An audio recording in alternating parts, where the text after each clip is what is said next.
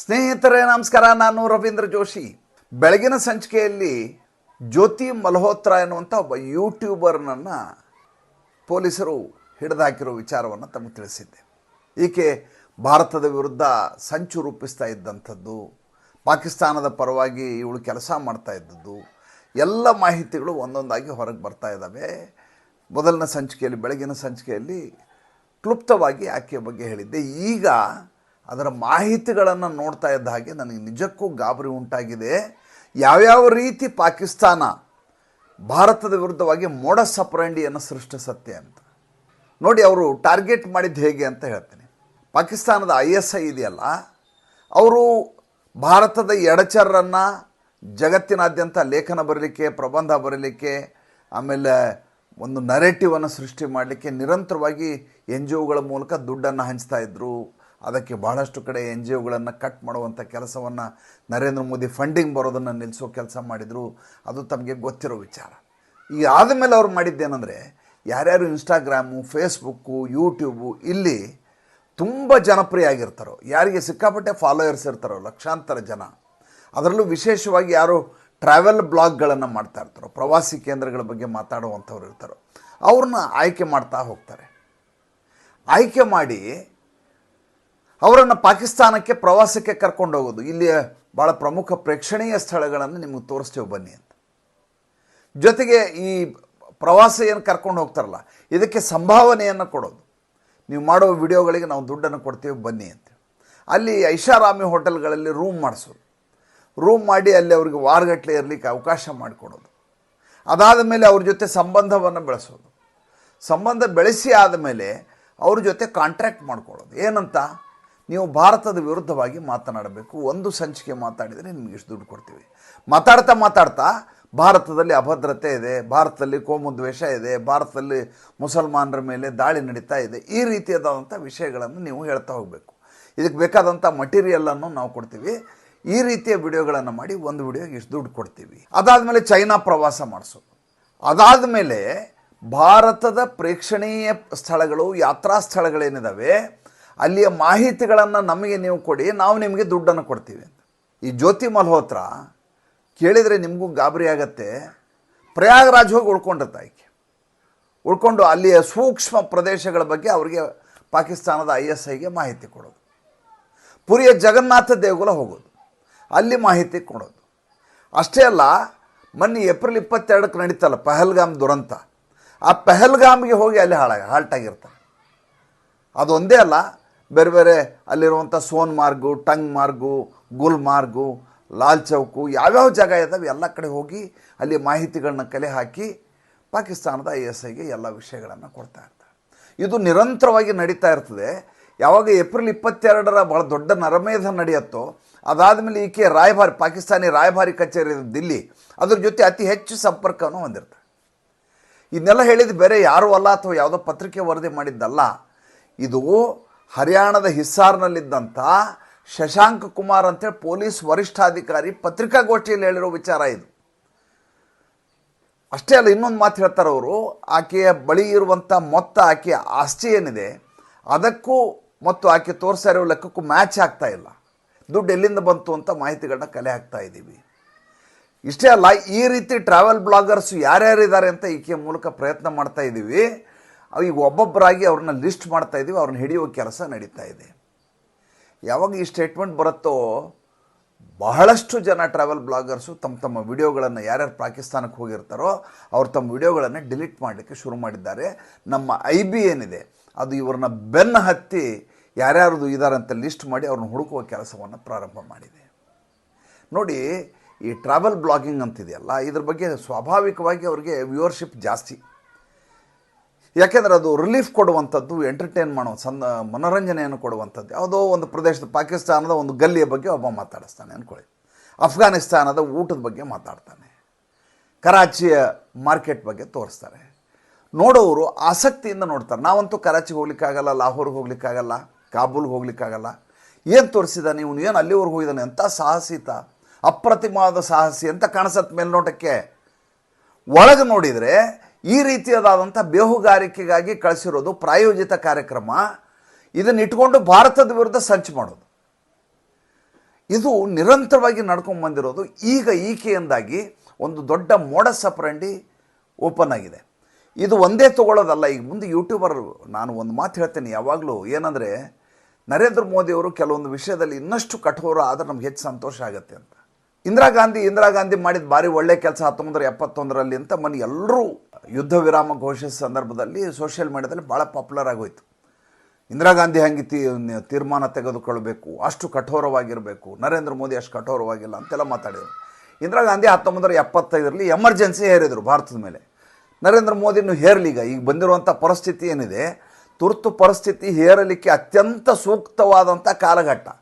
ಒಂದು ಸಲ ಮಾಡಿ ಇವ್ರಿಗೆಲ್ಲ ಬೆಂಡೆತ್ತಿದ್ರೆ ಅವಾಗೆಲ್ಲ ಸರಿ ಹೋಗುತ್ತೆ. ಇಲ್ಲದೆ ಹೋದರೆ ಈ ಪುಣ್ಯ ಪ್ರಸೂನ್ ವಾಜಪೇಯಿ, ಈ ರವೀಶ್ ಕುಮಾರು, 4PM, ಸತ್ಯ, ದ ವಾಯರು, ಇವರೆಲ್ಲರೂ ಕೂಡ ಭಾರತದ ವಿರುದ್ಧ ನಿರಂತರವಾಗಿ ನರೇಟಿವನ್ನು ಸೃಷ್ಟಿ ಮಾಡುವ ಕೆಲಸ ಮಾಡ್ತಾರೆ. ಕೇಳಿದರೆ ನಮ್ಮದು ಅಭಿವ್ಯಕ್ತಿ ಸ್ವಾತಂತ್ರ್ಯ ಅಂತ ಹೇಳ್ತಾರೆ. ಕೇಳಿದರೆ ನಾವು ನಿಮ್ಮ ಬಲಪಂಥೀಯರಲ್ಲ ಅನ್ನುವಂಥ ಕಾರಣಕ್ಕೋಸ್ಕರ ಟಾರ್ಗೆಟ್ ಮಾಡ್ತಾ ಇದ್ದೀರಿ, ನಮ್ಮನ್ನು ಬಹಿಷ್ಕರಿಸ್ತಾ ಇದ್ದೀರಿ ಅಂತ ಹೇಳ್ತಾರೆ. ನಿರಂತರವಾಗಿ ಇದೇ ಕೆಲಸ ಮಾಡ್ತಾ ಇರ್ತಾರೆ. ಇವರಿಗೆ ದುಡ್ಡು ಎಲ್ಲಿಂದ ಬರುತ್ತೆ, ಇಷ್ಟು ಸ್ಟಾಫಿಗೆ ಸಂಬಳ ಎಲ್ಲಿಂದ ಕೊಡ್ತಾರೆ, ಇದ್ರ ಕುರಿತಾಗಿ ತನಿಖೆ ಆಗಬೇಕು. ಏಕೆಂದರೆ ನಮ್ಮಂಥ ಒಂದು ಅತ್ಯಂತ ಪುಟ್ಟ ಸಂಸ್ಥೆ, ನಮ್ಮ ಸಿಬ್ಬಂದಿಗಳಿಗೆ ಸಂಬಳ ಕೊಡ್ಲಿಕ್ಕೆ ನಾವು ಭಾಳ ಕಷ್ಟಪಡ್ತೀವಿ. ಒಂದು ಆಫೀಸ್ ನಡೆಸೋದು ಕಷ್ಟ ಆಗುತ್ತೆ. ಚಾನಲ್ ನಡೆಸ್ಕೊಂಡು ಹೋಗೋದು ಹೇಗೆ ಅಂತ ಪ್ರತಿ ದಿವಸ ಆಲೋಚನೆ ಮಾಡಬೇಕಾಗತ್ತೆ. ವಿಡಿಯೋ ಮಾಡೋಕ್ಕಿಂತ ಹೆಚ್ಚಿನ ಹೊರೆ ನಮಗೆ ಆರ್ಥಿಕವಾದಂಥ ಹೊರೆ, ಅದ್ರ ಬಗ್ಗೆ ಆಲೋಚನೆ ಮಾಡಬೇಕಾಗತ್ತೆ. ಆದರೆ ಈ ರವೀಶ್ ಕುಮಾರ್ ಅಂತವರು 20 ಜನ ಸ್ಟಾಫ್ ಇಟ್ಕೊಂಡು 5 ಸ್ಟಾರ್ ಹೋಟೆಲ್ ಥರ ಆಫೀಸ್ ಮಾಡಿಕೊಂಡು ಪುಣ್ಯ ಪ್ರಸೂನ್ ವಾಜಪೇಯಿ ಇವರೆಲ್ಲ ಏನು ಇವ್ರದ್ದು ದೌಲತ್ತನ್ನು ನೋಡಬೇಕು, ಇವರು ಓಡಾಟ ನೋಡಬೇಕು, ಮೈಕ್ಗಳನ್ನು ನೋಡಬೇಕು, ಕಾರ್ಗಳನ್ನು ಎಲ್ಲಿಂದ ಬಂದ್ವಿ ಇವೆಲ್ಲ. ಒಂದು ಯೂಟ್ಯೂಬನ್ನು ನಾವು ನಡೆಸ್ತೀವಿ, ಅವರು ನಡೆಸ್ತಾರೆ, ಅವ್ರಿಗೆ ಎಲ್ಲಿಂದ ಬರುತ್ತೆ ರೆವಿನ್ಯೂ? ಅಂದರೆ ಇದ್ರ ಹಿಂದೆ ಇದೇ ರೀತಿಯಾದಂಥ ಮಸಲತ್ತು ನಡೀತಾ ಇರುತ್ತೆ. ಅವ್ರನ್ನೆಲ್ಲ ಬಗ್ಗು ಬಡಿದ್ರೆ ಆವಾಗ ಒಂದೊಂದಾಗಿ ಹೊರಗಡೆ ವಿಷಯಗಳು ಬರ್ತವೆ. ಅದನ್ನು ಮಾಡಬೇಕಾದ ಅನಿವಾರ್ಯತೆ ಇದೆ. ನೋಡಿ, ಮುರ್ಷಿದಾಬಾದು, ಮಾಲ್ಡಾ ಅಲ್ಲೆಲ್ಲ ಆ ರೀತಿಯಾಗಿ ಮುಸಲ್ಮಾನರು ದಂಗೆ ಎದ್ರು. ಬೇರೆ ಯಾವುದೇ ಪ್ರಧಾನಮಂತ್ರಿ ಇದ್ದರೂ ಕೂಡ ತಕ್ಷಣದಲ್ಲಿ ರಾಷ್ಟ್ರಪತಿ ಆಡಳಿತ ಹೇರ್ತಿದ್ರು. ಏಕೆಂದರೆ ಅಷ್ಟೊಂದು ಸಾಕ್ಷ್ಯಾಧಾರ ಇದ್ದಾವೆ. ಎಲ್ಲೆಲ್ಲಿ ಹಿಂದೂಗಳ ಹೆಸರಿದೆಯೋ ಅದನ್ನೇ ಟಾರ್ಗೆಟ್ ಮಾಡಿ ಹೊಡೆಯಲಾಗಿದೆ, ಅದೇ ವೆಹಿಕಲ್ಗಳನ್ನು ಸುಡಲಾಗಿದೆ, ಅದಕ್ಕಾಗಿ ತಯಾರಿ ಮಾಡಿಕೊಳ್ಳಲಾಗಿದೆ. ಮುಸಲ್ಮಾನರ ಅಂಗಡಿಗಳನ್ನೆಲ್ಲ ಕ್ಲೋಸ್ ಮಾಡಿ ಅವತ್ತು ಅಂತ ಹೇಳಲಾಗಿದೆ. ಇಷ್ಟೆಲ್ಲ ನಡೆದರೂ ಕೂಡ ಸ್ವತಃ ರಾಜ್ಯಪಾಲರು ರೆಕಮೆಂಡ್ ಮಾಡಿದರೂ ಕೂಡ ನರೇಂದ್ರ ಮೋದಿ ಪ್ರಜಾಪ್ರಭುತ್ವ ವಿರೋಧಿ, ಅದು ರಾಷ್ಟ್ರಪತಿ ಆಡಳಿತನ ಹೇರಿ ಕಳಂಕವನ್ನು ಹೊರಲಾರೆ ಅಂತ ಬಿಡ್ತಾರೆ. ಅದೇ ಇಂದಿರಾ ಗಾಂಧಿ ಆಗಿದ್ದರೆ, ಒಂದು ಬಾಬ್ರಿ ಮಸೀದಿ ಕೆಡವಿದ ಸಂದರ್ಭದಲ್ಲಿ ಉತ್ತರ ಪ್ರದೇಶದ ಕಲ್ಯಾಣ್ ಸಿಂಗ್ ಸರ್ಕಾರ ಮಾತ್ರ ಅಲ್ಲ, ಮಧ್ಯಪ್ರದೇಶ, ರಾಜಸ್ಥಾನ ಎಲ್ಲೆಲ್ಲಿ BJP ಸರ್ಕಾರ ಇದೆಯೋ ಅದೆಲ್ಲ ರಾಷ್ಟ್ರಪತಿ ಆಡಳಿತ ಇರಿದ್ರು. ಅದಕ್ಕೇನು ಜಸ್ಟಿಫಿಕೇಷನ್ ಇತ್ತು? ಏನೂ ಜಸ್ಟಿಫಿಕೇಷನ್ ಇರಲಿಲ್ಲ. ಅಂದರೆ ಅಂಥ ನಿರಂಕುಶ ಪ್ರಭುತ್ವವನ್ನು ಮೆರೆದ್ರು ಅವತ್ತಿನ ದಿವಸ ಅವರೀಗ ಇವರಿಗೆ ಆದರ್ಶ ಮಾದರಿ ಅಂತ ಇವತ್ತು ಕಾಂಗ್ರೆಸ್ನವ್ರು ಹೇಳ್ತಾರೆ. ಹಾಗಾದ್ರೆ ನರೇಂದ್ರ ಮೋದಿನೂ ಅದೇ ಕೆಲಸವನ್ನು ಈಗ ಮಾಡಿದ್ರೆ ಆಗ ಹೊಗಳ್ತೀರಾ ನೀವು? ಈಗ ಜ್ಯೋತಿ ಮಲ್ಹೋತ್ರಾ ವಿಚಾರಕ್ಕೆ ಬರೋಣ. ಜ್ಯೋತಿ ಮಲ್ಹೋತ್ರಾ ಸಿಕ್ಕಾಕೊಂಡು ಕೂಡಲೇ ಆಕೆಗೊಂದು ಕೇಸರಿ ಟೊಪ್ಪಿಗೆ ಒಂದು ಕೇಸರಿ ಶಾಲ್ ಹಾಕುವಂಥ ಫೋಟೋಶಾಪ್ ಮಾಡಿದ ಫೋಟೋಗಳು ಎಲ್ಲ ಕಡೆ ವೈರಲ್ ಮಾಡಲಿಕ್ಕೆ ಶುರು ಮಾಡಿದರು. ಹೆಂಗಾದರೂ ಮಾಡಿಕೆ BJP ಕಾರ್ಯಕರ್ತೆ ಅಂತ ಬಿಂಬಿಸುವ ಪ್ರಯತ್ನ. ನೋಡಿ, ಹಿಂದೂಗಳದ್ದು ಒಂದು ಸ್ಪಷ್ಟವಾದಂಥ ನಿಲುವಿದೆ. ಯಾವ ವ್ಯಕ್ತಿ ದೇಶದ ವಿರೋಧಿಯಾಗಿರ್ತಾನೋ ಆತ ನಮ್ಮ ಶತ್ರುವೇ. ದೇಶದ ಶತ್ರು ನಮ್ಮ ಶತ್ರು. ಆತ ಹಿಂದೂ ಅನ್ನುವಂಥ ಕಾರಣಕ್ಕೋಸ್ಕರ ನಮ್ಗೆ ಯಾವುದೇ ರೀತಿಯಾದಂಥ ವಿನಾಯಿತಿಯೂ ಇಲ್ಲ, ರಿಯಾಯಿತಿಯೂ ಇಲ್ಲ, ಕ್ಷಮೆಯೂ ಇಲ್ಲ, ಪ್ರಾಯಶ್ಚಿತ್ತನೂ ಇಲ್ಲ. ಅವ್ರಿಗೆ ಶಿಕ್ಷೆ ಆಗಲೇಬೇಕು. ಅದು ನಮ್ಮ ಧೋರಣೆ ಇಡೀ ದೇಶದಲ್ಲಿ. ಇಲ್ಲದೆ ಹೋದರೆ ಜ್ಯೋತಿ ಮಲ್ಹೋತ್ರಾ ವಿರುದ್ಧ ಇಡೀ ದೇಶದಲ್ಲಿರುವಂಥ ಎಲ್ಲ ಮಾಧ್ಯಮಗಳು ಯಾಕೆ ಇಷ್ಟೊಂದು ಆಕೆ ವಿರುದ್ಧವಾಗಿ ಮಾತಾಡ್ತಾ ಇದ್ವು, ನಾನು ಯಾಕೆ ಅಷ್ಟೆಲ್ಲ ಮಾತಾಡ್ತಾ ಇದ್ದೀನಿ, ಹಿಂದೂ ಅಂತೇಳಿ ನಾವು ಅವ್ರಿಗೆ ಕನ್ಸೆಷನ್ ತೋರಿಸ್ಬೋದಿತ್ತಲ್ಲ, ತೋರಿಸಲ್ಲ. ನಾವು ಯಾಕೆ ತೋರಿಸಲ್ಲ? ದೇಶದ ವಿರುದ್ಧ ಕೆಲಸ ಮಾಡಿರುವಂಥ ಹೆಣ್ಮಗಳು ಆಕೆ ಜಡಿಯಲೇಬೇಕು, ಅವಳನ್ನ ಒಳಗೆ ಹಾಕಿಸ್ಬೇಕು. ಈ ರೀತಿ ಯಾರ್ಯಾರಿದ್ದಾರೆ ಯಾರನ್ನು ಒಳಗೆ ಹಾಕಬೇಕು ಅಂತ. ಆದರೆ ಇದನ್ನು ಇಟ್ಕೊಂಡು ಒಬ್ಬ ಹಿಂದೂ ಕೂಡ ಈ ರೀತಿ ಉಗ್ರ ಕೃತ್ಯ ಮಾಡಿದ್ದಾರೆ ಅಂತ ಎಡಚರ್ರೆಲ್ಲ ಶುರು ಮಾಡಿದ್ದಾರೆ. ಮಜಾ ಅಂದರೆ 6 ಜನರನ್ನು ಈ ಕೆಲಸದಲ್ಲಿ ಬಂಧಿಸಿರೋದು. 6ರಲ್ಲಿ 4 ಜನ ಮುಸಲ್ಮಾನರು, ಒಬ್ಬ ಸಿಖು, ಒಬ್ಬಕ್ಕೆ ಈಕೆ ಹಿಂದೂ. ಆಮೇಲೆ ಈ ಕಾರ್ಯಾಚರಣೆ ನಡೆದಿದೆಯಲ್ಲ, ಇದರಲ್ಲಿ ಒಟ್ಟು 18 ಜನ ಬೇರೆ ಬೇರೆ ಕಡೆ ಸಿಕ್ಕಾಕೊಂಡಿದ್ದಾರೆ, ಬೇರೆ ಬೇರೆ ರಾಜ್ಯದಲ್ಲಿ. ರಾಜಸ್ಥಾನ, ಮಧ್ಯಪ್ರದೇಶ, ಬೇರೆ ಬೇರೆ ಕಡೆ. ಇದು ಹರಿಯಾಣದ ಬಿಟ್ಬಿಡಿ, ಹರಿಯಾಣದ 6 ಜನರದ್ದು ಇನ್ನೊಂದು. ಒಟ್ಟು ಇಡೀ ದೇಶಾದ್ಯಂತ ಈ ರೀತಿ ಬೇಹುಗಾರಿಕೆಗೆ ಪಾಕಿಸ್ತಾನಕ್ಕೆ ಸಂಚು ಮಾಡಲಿಕ್ಕೆ ಸಹಾಯ ಮಾಡ್ತಾ ಇದ್ದಾರೆ. 18 ಜನ ಸಿಕ್ಕಾಕೊಂಡಿದ್ದಾರೆ. ಅದರಲ್ಲಿ 14 ಜನ ಮುಸಲ್ಮಾನರಿದ್ದಾರೆ, 2 ಕ್ರಿಶ್ಚಿಯನ್ರಿದ್ದಾರೆ, ಒಬ್ಬ ಸಿಕ್ಕು, ಒಬ್ಬ ಹಿಂದೂ. 7. ನಾವು ಇವು ಯಾರ್ದು ಜಾತಿ ಧರ್ಮವನ್ನು ನೋಡಿಲ್ಲ, ಎಲ್ಲರನ್ನೂ ಟಾರ್ಗೆಟ್ ಮಾಡ್ತಾ ಇದ್ದೀವಿ. ಯಾಕೆಂದರೆ ಇವರೆಲ್ಲ ಭಾರತವನ್ನು ಅಭದ್ರಗೊಳಿಸುವವರು ಅಂತ. ಆದರೆ ನಮ್ಮಲ್ಲಿ ಏನು ಅಂದರೆ ಮುಸಲ್ಮಾನ ಆದ ತಕ್ಷಣ ಆತನಿಗೆ ರಿಯಾಯಿತಿ ತೋರಿಸಬೇಕು, ಇಲ್ಲದೆ ಹೋದರೆ ನೀವು ಇಸ್ಲಾಂ ಫೋಬಿಯಾ ಅಂತ ಅದಕ್ಕೊಂದು ಹಣೆಪಟ್ಟಿಯನ್ನು ಕಟ್ಟಲಾಗತ್ತೆ. ಅವು ಮುಸಲ್ಮಾನ ಅನ್ನುವಂಥ ಕಾರಣಕ್ಕೋಸ್ಕರ ಟಾರ್ಗೆಟ್ ಮಾಡಲಾಗ್ತಾ ಇದೆ ಅಂತ. ಈ ಜ್ಯೋತಿ ಮಲ್ಹೋತ್ರಾ ವಿಚಾರಕ್ಕೆ ಬಂದರೆ, ಜ್ಯೋತಿ ಮಲ್ಹೋತ್ರಾ ಹಿಂದೂ ಆಗಿರುವ ಕಾರಣ ಆಕೆ ವಿರುದ್ಧವಾಗಿ ಯಾರೂ ಮಾತಾಡ್ತಾ ಇಲ್ಲ. ಎಲ್ಲರೂ ಮಾತಾಡ್ತಾ ಇದ್ದಾರೆ. ಯಾರು ಮಾತಾಡಿಲ್ಲ ಹೇಳಿ? ಆಕೆ ಕನ್ಸೆಷನ್ ತೋರಿಸು ಅಂತ ಹೇಳಿದಂಥ ಒಬ್ಬರೇ ಹೇಳಿ, ಅವ್ರ ಅಪ್ಪನೊಬ್ಬನ ಬಿಟ್ಟರೆ ಬೇರೆ ಯಾರಾದರೂ ಹೇಳಿದ್ದು ನಂಗೆ ಒಂದು ಹೇಳಿಕೆಯನ್ನು ಎಲ್ಲಾದರೂ ತೋರಿಸ್ಬಿಡಿ. ಯಾರೂ ಹೇಳಲಿಕ್ಕೆ ಸಾಧ್ಯವೇ ಇಲ್ಲ. ಆದರೆ ಅದೇ ಮುಸಲ್ಮಾನ ಒಬ್ಬ ಸಿಗಾಕುಮ ಅಫ್ಜಲ್ ಗುರುನ್ನೇ ಇವರು ಉಗ್ರ ಅಂತ ಕರೆಯಲಿಕ್ಕೆ ತಯಾರಿಲ್ಲ.